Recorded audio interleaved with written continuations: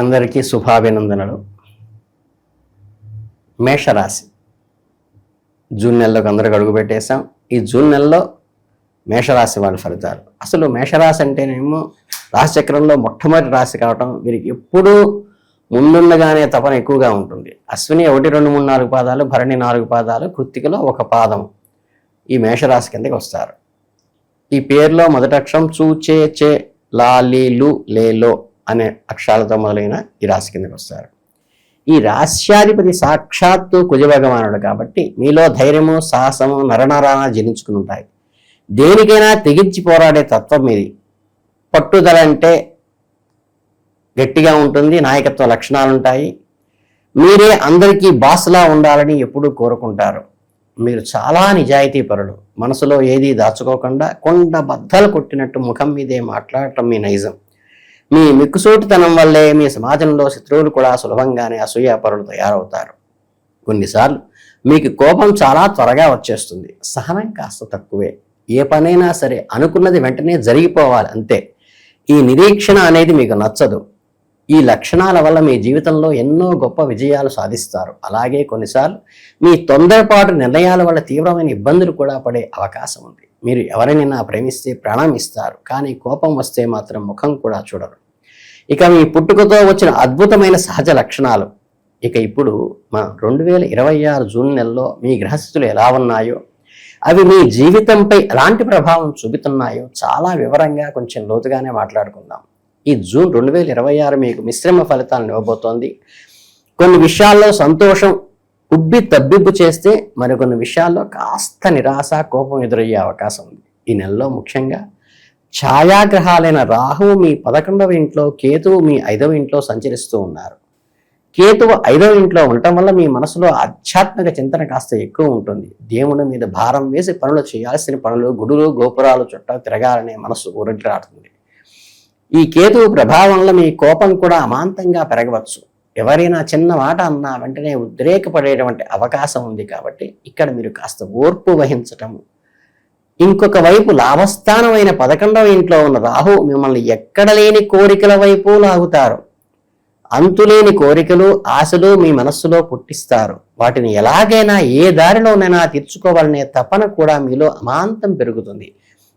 ఇక మీ రాశ్యాధిపతి కుజుడు మే 11 నుంచి జూన్ 21 వరకు మీ మొదటి ఇంట్లో ఉంటే లగ్నంలో ఉండి, ఆ తర్వాత జూన్ 21 నుంచి ఆగస్టు 2 వరకు ద్వితీయ స్థానమైన 2వ ఇంట్లోకి మారుతున్నాడు. ఈ మార్పు వల్ల మీకు అటూ ఇటూ కాని ఫలితాలు ఎదురవుతాయి.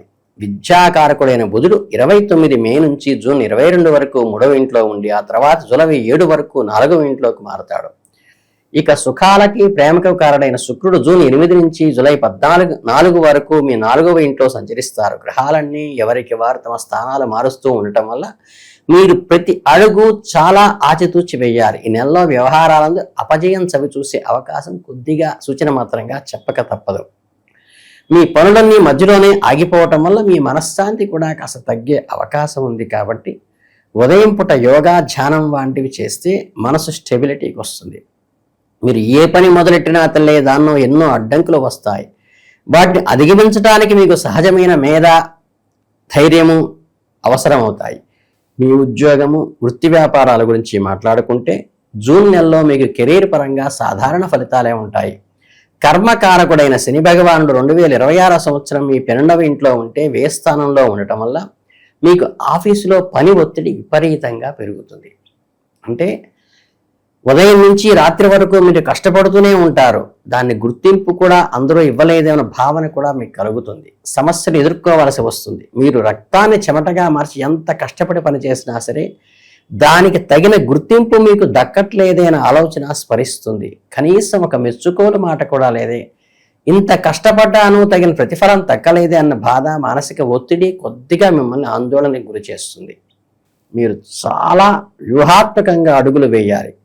ఉద్యోగంలో నిలదొక్కుకోవడానికి, విజయం సాధించడానికి ముందు చూపుతో ఒక పక్కా ప్రణాళిక వేసుకోవాలి. మీ అసూయ పనులు కొంచెం దూరంగా పెట్టండి. లేదంటే మీ కెరీర్లో బాగా వెనకపడిపోయే ప్రమాదాన్ని వాళ్ళు సృష్టిస్తారు. మీ సహోద్యోగుల నుంచి తీవ్రమైన పోటీ ఎదురవుతుంది. వాళ్ళు కావాలనే మీ పనిలో తప్పులు వెతకటం, మిమ్మల్ని మీ బాస్ ముందు ఇబ్బంది పెట్టడం లాంటివి చేస్తారు. కాబట్టి మీ పనులన్నీ పక్కాగా చూసుకోండి. ఎవరికి ఎలాంటి లొసుకులు లేకుండా చూసుకోండి. మీ అధికారులతో కాస్త నోరు మూసుకుని సర్దుకుపోయి ఉండటం వల్ల, సంయమనం ఉండటం వల్ల, వాళ్ళు చెప్పుడు మాటలు విని మీ మీద ప్రయోగించేటువంటి కోపతాపాలకి స్పందించకుండా సంయమనంగా ఉంటే తర్వాత వాళ్లే అర్థం చేసుకుని దగ్గరికి తీసుకుంటారు. ఏది ఏమైనా ప్రైవేటు సెక్టార్లో ఉన్న, ప్రభుత్వోద్యోగంలో ఉన్న ఉద్యోగస్తులు తమ కుర్చీ నిలుపుకోవడానికి, పై అధికారుల మెప్పు పొందటానికి ఓపిక పట్టవలసినటువంటి సమయం. వ్యాపారస్తులైతే కొత్త పెట్టులు పెట్టేటప్పుడు 1కి 10 సార్లు కీడించి మేలించి బేరీజు వేసుకుని పెట్టండి.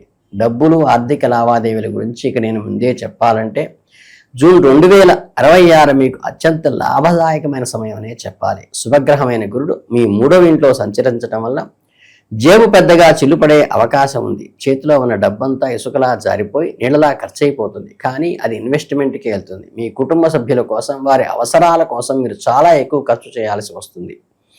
ఈ అనుకోని ఖర్చుల వల్ల మీరు అసలు నిద్ర పట్టని విధంగా ఆలోచనలు వస్తాయి. అసలు ఊహించని కారణాలకు డబ్బులు నీళ్ళలా ఖర్చు అవుతాయి. ఈ నెలలో మీరు భారీగా ధనవ్యయం చేస్తారు, స్పష్టంగా తెలుస్తోంది. 12వ ఇంట్లో ఉన్న ఏలినాటి శని ప్రారంభ దశ ప్రభావం వల్ల మీకు తెలియని ఒక ఆర్థిక భయం పట్టుకుంటుంది. వ్యయంలో ఉన్నాడు కాబట్టి మీకు అస్సలు ఇష్టం లేకపోయినా కుటుంబ పరువు కోసం లేదా పరిస్థితుల ప్రభావం వల్ల కొన్ని బాధ్యతలు తప్పనిసరిగా నెరవేర్చాల్సి వస్తుంది. మీ చేతిలో తగినంత డబ్బు నిలవలేకపోవటం వల్ల మీ మనసు ఇప్పుడు ఏదో కోల్పోయిన ఆందోళన ఉంటుంది. దీనివల్ల ఏదైనా భవిష్యత్తు కోసం పెద్ద పెద్ద నిర్ణయాలు తీసుకోవాలి అనుకున్నా, కొత్త వ్యాపారంలో పెట్టుబడులు పెట్టాలి అనుకున్నా, ఇల్లు కొందామనుకున్నా కొంచెం వెనుకడుగు వేస్తారు.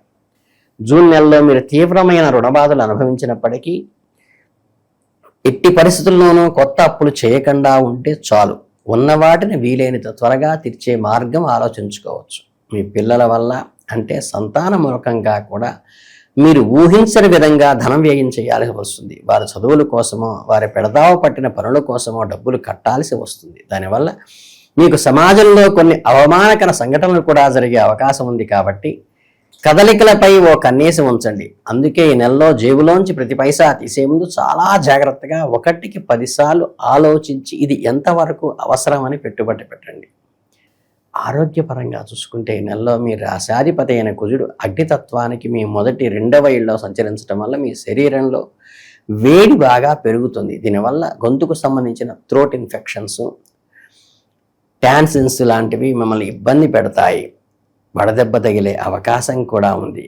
గ్రహ ప్రభావం వల్ల కళ్ళ మంటలు, కంటికి సంబంధించిన చిన్న చిన్న ఇన్ఫెక్షన్లు వచ్చే అవకాశం ఉంది. మరోవైపు 3వ ఇంట్లో ఉన్న గురు భగవానుడు ప్రతికూల ప్రభావం వల్ల కూడా గొంతు సమస్యలు, భుజాలు, మెడనొప్పి, నరాల బలహీనత లాంటివి కూడా ఇబ్బంది పెట్టవచ్చు. మీ శరీరంలో రోగ నిరోధక శక్తి కాస్త తక్కువగా ఉండే అవకాశం ఉంది. వ్యాధులు ఎదుర్కొనే ఈ ఇమ్యూనిటీ శక్తి తగ్గడం వల్ల మీ చిన్న వాతావరణ మార్పులు వచ్చినా, వానలో తడిసిన వెంటనే జబ్బు పడే ప్రభావం ఉంది. వెంటనే ఎండలో తిరగటం వల్ల కూడా ఇబ్బంది వస్తుంది. కాబట్టి ఏమాత్రం అజాగ్రత్త పనికిరాదు. మీ శరీరాన్ని, మీ ఆరోగ్యాన్ని మీరు జాగ్రత్తగా దేవుడిచ్చిన వరంగా కాపాడుకోవాలి. సమయానికి వేడివేడివి ఇంట్లో వండిన సాత్విక ఆహారమే తీసుకోండి. జంక్ ఫుడ్స్ పూర్తిగా అవాయిడ్ చేయండి. రోగ నిరోధక శక్తిని సహజంగా పెంచుకోవడానికి క్రమం తప్పకుండా వాకింగ్ లాంటివి చేయండి. మీ మనస్సు, శరీరం చాలా మేలు చేస్తుంది. దానివల్ల వయసులో పెద్దవారైనా చిన్నపాటి అనారోగ్యం అనిపించిన ఆసుపత్రికి వెళ్ళటం బద్దకించకుండా చేయండి. ఇక ప్రేమ, పెళ్ళి, వ్యక్తిగత బంధాల విషయానికి వస్తే జూన్ నెల మీకు ఎన్నో కఠినమైన సవాళ్లను విసురుతోంది. ప్రేమ వ్యవహారాల్లో ఉన్న యువత యువకులు కానీ, వైవాహిక జీవితంలో అడుగుపెట్టిన భార్యాభర్తలు కానీ మీకు ఆశించినంత సానుకూల మధురమైన ఫలితాలు అప్పటి నుంచి రావు. దీనికి ప్రధాన కారణం గురుడు 3వ ఇంట్లో ఉండటం వల్ల, కర్మకారకుడైన శని వ్యయంలో 12వ ఇంట్లో ఉండటం వల్ల, ఈ 12వ ఇంట్లో ఉన్న శని వల్ల మీ ప్రేమ వ్యవహారంలో ఆపాత మధురం, శారీరక ఆకర్షణ పూర్తిగా తగ్గిపోయినట్లుగా ఒక విధమైన మానసిక అసంతృప్తి మిమ్మల్ని రెయిన్బౌళ్ళు వెంటాడినట్లు అనిపిస్తుంది. మునుసటి ఉత్సాహము, సరస సల్లాపాలు లోపించి జీవితం ఏదో యాంత్రికంగా జరుగుతోందేమో అనిపిస్తుంది. 3వ ఇంట్లో గురుడు వల్ల మీ ఇద్దరి మధ్య మాటల పరంగా తీవ్రమైన కమ్యూనికేషన్ గ్యాప్ వచ్చే అవకాశం ఉంది. మీరు మంచికి పోయే ఒక మాట అంటే మీ భాగస్వామి దాన్ని అపార్థం చేసుకోవటం, దానివల్ల అనవసరమైన వాదనలు, ఈగోలు దెబ్బతినటము, పంతాలకు పోయి గొడవలు జరగటము, మీరు కళ్ళారా చూసే అవకాశం ఉంది. దీనివల్ల మీ బంధంలో ప్రశాంతత పూర్తిగా కరువవుతుంది.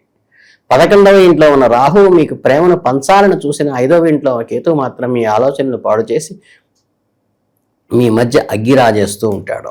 చిన్న విషయానికే విడిపోయేంత పెద్ద గొడవలు అయ్యేలా చేస్తాడు. ఇలాంటి గందరగోళ పరిస్థితుల వల్ల మీ భాగస్వామితో ప్రేమను సంతోషంగా ఆస్వాదించలేకపోతారు. కాబట్టి చాలా సంయమనం పాటించండి. గురుడి స్థానం వల్ల మీ ఇంట్లో వారితో బంధువులతో కూడా మాట పంటింపులు వచ్చి మనస్పర్ధలు పెరిగే అవకాశం ఉంది. కుటుంబ కలహాలు అంటే చిల్లిగజ్జాల్లాగా ఇబ్బంది పెడుతూ ఉంటాయి. మీరు చేసే ప్రతి పనిలోనూ ఓపికతో ఆలోచించి ప్రతి మాటను మాట్లాడండి. 12వ ఇంట్లో ఉన్న శని వల్ల కుటుంబంలో భార్యాబిడ్డల్లో గడిపే సమయంలో ప్రశాంతంగా ఆలోచించండి. మీ కుటుంబ సభ్యులు మీరు ఎంతో రాజీపడి వారి మాటలకు సర్దుకుపోయే అంతగా మీకు మానసిక సంతోషం తగ్గుతుంది. ఊరికే చికాకు పడకండి. మీ వాళ్లతో మనసు విప్పి ఆత్మీయంగా నవ్వుతూ మాట్లాడలేని పరిస్థితి రాకుండా చూసుకోండి. దానికి తోడు శుక్రుడు శత్రురాశి అయిన కర్కాటక రాశిలో ఉండటం వల్ల కుటుంబంలో ఆనందము విలాసాలు కాస్త మందగిస్తాయి. లగ్జరీ తగ్గుతుంది. ముఖ్యంగా జీవిత భాగస్వామితో నోరు జారకండి. కోపం కట్టలు తెంచుకు వస్తున్నా సరే కాస్త మౌనం వహించండి. అదే మీకు శ్రీరామ రక్షగా ఉంటుంది. చివరగా ఈ నెలలో గ్రహస్థితుల వల్ల ముఖ్యంగా ఏలినాటి శని ప్రభావం వల్ల రాహుకేతువుల సంచారం వల్ల మీరు కలుగుతున్న ఇబ్బందులను అధిగమించి మంచి సానుకూల ఫలితాలు పొందటానికి మీరు జ్యోతిష్యపరమైన తప్పనిసరిగా కొన్ని చేసుకోవలసి ఉంటుంది. చక్కగా ప్రతిరోజు ఉదయం స్నానం చేసిన వెంటనే పూజామందిరంలో కూర్చుని అత్యంత భక్తి శ్రద్ధతో ఓం మందాయ నమః, మందుడు అంటే శని గాయత్రి అని శనిమూల మంత్రాన్ని 108 సార్లు జపించండి. గాయత్రి అనేది 24 అక్షరాలు. ఇది శనికి ప్రతి దేవుడికి సంబంధించిన గాయత్రి విడిగా ఉంటుంది. ప్రతి శనివారం నాడు మీకు దగ్గరలో ఉన్న శివాలయం లేదా నవగ్రహాల గుడికి వెళ్ళి శని భగవానుడికి ప్రీతికరమైన హవనం లాంటి పండితుల చేత చేయించుకోవటం వల్ల కూడా మీకు మంచి జరుగుతుంది. శనివారం సాయంత్రం గుడికి వెళ్ళి నవగ్రహాల దగ్గర శనిదేవుడికి ఆవు నెయ్యి కూడా నువ్వుల నూనెతో అభిషేకం చేసి ఆవు నెయ్యితో దీపారాధన చేయండి. జమ్మిపత్రితో పూజ కూడా చేయవచ్చు. స్వచ్ఛమైన నువ్వుల నూనెతో అభిషేకం చేయటం ఈ మేషరాశి వారికి చాలా విశేషమైన అద్భుతమైన శుభ ఫలితాలను ఇస్తుంది. అలాగే దేవాలయాలకు కానీ ఉత్సవాలకు కానీ చక్కగా పత్తి నూనె విరివిగా ధారాళంగా విరాళం ఇవ్వటం వల్ల కూడా మంచి జరుగుతుంది. మానసిక ఆర్థిక ఆరోగ్యపరమైన అడ్డంకులు కష్టాలన్నీ తొలగిపోయి మీ జీవితంలో ఒక ప్రశాంతత చేకూరుతుంది. మీరు ఎంతో నమ్మకంతో ఎంతో శ్రద్ధతో మీరు ఇది పాటిస్తే మీ జూన్ నెల అంతా ఎలాంటి ఒడిదుడుకులు లేకుండా సాఫీగా సాగిపోతుంది. భగవంతుని ఆశీస్సులు మీకు ఎల్లప్పుడూ ఉండాలని కోరుకుంటున్నాను. ప్రతి ఒక్కరికి నేను చెప్పే మాట ఏమిటంటే జాతకం అనేది మనకు ఒక దారి చూపించే దీపం లాంటిది. దాన్ని అర్థం చేసుకుని ఆ చూపించిన దారిలో వెళ్తే అందరికీ మంచిగా జరుగుతుంది. శుభం భూయాత్. లోకా సమస్తా సుఖినో భవంతు.